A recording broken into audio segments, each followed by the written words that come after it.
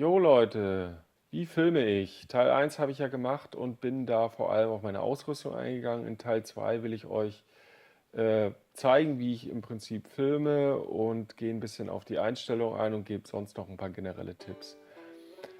Ja, als erstes natürlich immer Stativ aufstellen, also mit den Brennweiten, mit denen ich filme, mit denen ich meine Naturaufnahmen mache, also sprich 500 Millimeter und mehr, kann man eigentlich nur noch vom Stativ filmen. Freihand ist da gar nichts mehr zu machen. Ganz, ganz, ganz wichtig dabei, an jedem Kopf gibt es mehr oder weniger eine Wasserblase und die richtet ihr vernünftig aus. Und dann habt ihr hinterher keine Probleme. Im Fotomodus ist das nicht so ein Problem. Da kriegt man ein kippendes Bild noch gut korrigiert. Das ist bei Video schon ziemlich schwierig bis unmöglich. Von daher achtet da gut drauf, das ist wirklich wichtig. Danach kommt das Rig. Das habe ich ja auch schon in einem anderen Video vorgestellt. Brauche ich auch nichts mehr zu sagen. Darauf dann die Kamera. Da sieht man schon, dass das Ganze ein bisschen länger dauert und nicht mal eben so schnell gemacht ist. Ja, danach kommt ein Akkupack. Also ich nutze jetzt einen externen V-Mount-Akku, der hat eine riesengroße Kapazität. Da könnte ich, glaube ich, 2 Tage mit durchfilmen. Ist also auch viel besser als die internen kleinen Sony-Akkus und funktioniert ganz gut. Da kann man auch das Handy noch mitladen. Der hat USB-Anschluss, der hat alles Mögliche an Anschlüsse. Da kann man also alle möglichen anderen externen Geräte noch mit versorgen.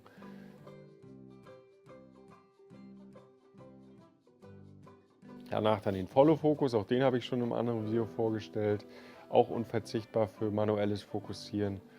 Und ja, dann bin ich eigentlich fertig zum Filmen.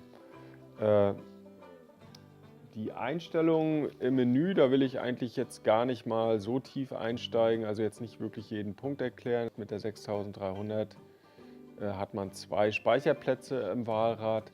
Die habe ich jeweils belegt mit Normalzeit und Zeitlupe, habe mir also da die Einstellung komplett vorgenommen. Dann brauche ich immer bloß zwischen 1 und 2 hin und her schalten, wenn ich das eine oder das andere will. Das Wichtigste ist beim Video wirklich die Belichtungszeit. Also es gibt eine Faustformel, die besagt, das Doppelte der Bilder pro Sekunde an Belichtungszeit. Sprich, wenn ihr mit 25 Bildern filmt, stellt ihr eine Belichtungszeit von 1/50, maximal 1/80 ein. Alles andere sieht komisch, um diese Faustformel einzuhalten, diese 50 bei 25 Bildern, kriegt ihr am Tag das Problem, dass das Bild mit einer 50 komplett überbelichtet wäre. Deswegen braucht ihr, um am Tag zu filmen, eigentlich immer einen ND-Filter. Also ich nutze einen ND-X16, der macht quasi 3 Blenden gut. Also damit kann man eigentlich ziemlich gut filmen, auch Silberreihe in der Sonne und also damit kommt man ziemlich gut klar.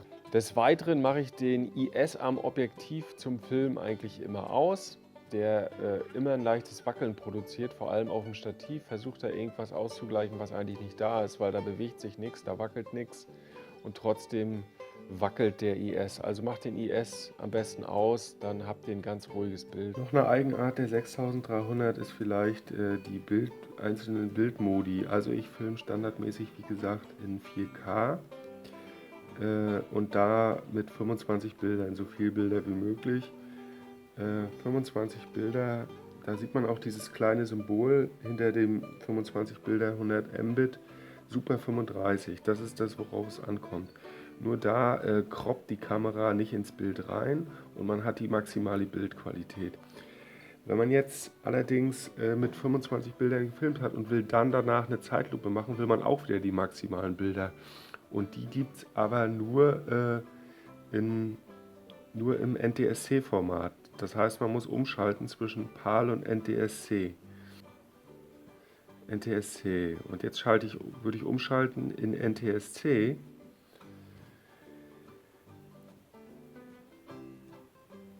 Und das dauert dann immer ein bisschen, bis die Kamera neu wieder hochfährt. Und dann ist man in NTSC. Nachdem sie umgeschaltet hat auf NTSC, will sie die Karte formatieren. Das heißt, die Aufnahmen, die man vorher in 4K mit 25 Bildern gemacht hätte, die wären weg. Deswegen habe ich da immer eine zweite Karte dabei und wechsle dann die Karten. Eine für NTSC, eine für PAL. Deswegen brauche ich das jetzt hier mal nicht machen. Und hier im NTSC-Format, da habe ich dann bei 4K 30 Bilder. Gut, dann vorhin habe ich ja gesagt, so viele Bilder wie möglich in 4K. Hier Hier sieht man, bei 30 Bildern hat man nicht dieses super 35 mm Zeichen hinter den Zahlen. Das heißt, hier würde wirklich reingekroppt werden. Die Bildqualität ist deutlich schlechter als bei 24 oder 25 Bildern. Also hätte man hier bloß maximal 24 Bilder in 4K und dort die maximale Bildqualität. Das heißt, 25 Bilder sind schon besser, sind außerdem europäischer Standard. DSC nutze ich eigentlich, wie gesagt, nur für Zeitlupe und da hat man dann wirklich statt 100 Bilder in PAL hier die 120 und 120 sind natürlich deutlich besser. Auch hier wieder zu beachten, in 60, 30 und 24 Bilder pro Sekunde hätte man jeweils immer diese 35 mm, also quasi kein Crop und maximale Bildqualität, natürlich nur in Full HD. Ja, was auch eine super Funktion ist, sind die sogenannten Zebras. Hier sieht man das schön an dem Reiher. Das ist jetzt völlig überbelichtet, die hellen Partien sind ausgefressen. Überall, wo es überbelichtet ist, zeigt er diese Zebras an. Alles, was ich jetzt machen muss, ist einfach die Belichtung anpassen, indem ich entweder ein bisschen mehr, ein bisschen kürzer belichte oder eben abblende. Und das ist das, was ich am Anfang meinte, man braucht dafür dann noch unbedingt einen ND-Filter. Jetzt bin ich bei 7,1 und ein Achtzigstel. Tiefer als ISO 200 kann ich nicht. Aber jetzt ist das Bild im Prinzip super belichtet. Aber mehr als 7,1 würde ich auch nicht oder 8 würde ich auch nicht abblenden wollen. Ja, die Zebras stehen bei mir standardmäßig auf 100 plus. Das heißt, alles was überbelichtet ist, über 100 würde dann als Zebra angezeigt werden.